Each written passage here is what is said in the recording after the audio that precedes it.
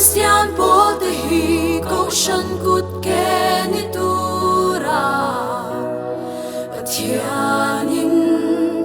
arua te kan ni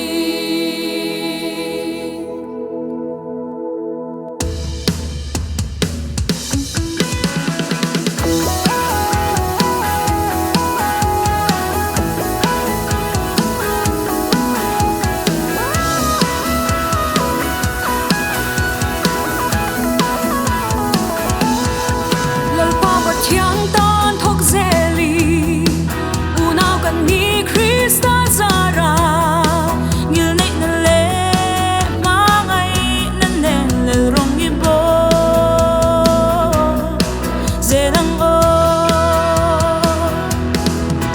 lo va da ma min din tu hian nang le ke hi min shuai zelang a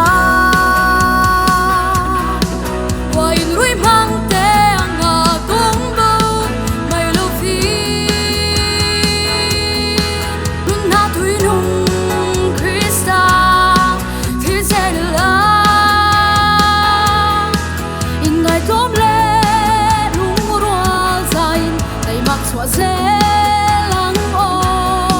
Krista le ko shan ta GKP Krista le ko shan ta na ding nam tin zinga I so chan chin tha khashil tu hian in leile van lal ber thu kan zom manga ya ram le a fel na zon ma sak zo ka tun a har sat pon to pa mit tui ta ka pun le don kan nu na Krista anung do ra hian in min chim kan bo ral dono ma se kan ta na na chok tu a o I so kan ne to kan du ma ba tri ki par le o pu tu mel tin min ve se lal pa kan pe ang o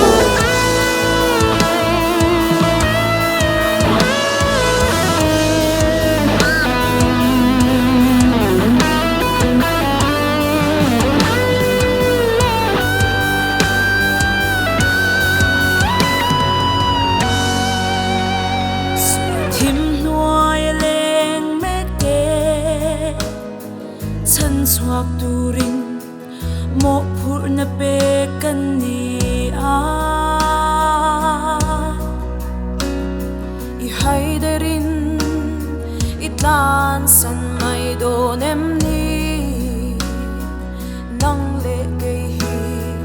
Kristan na than te kan ni I tho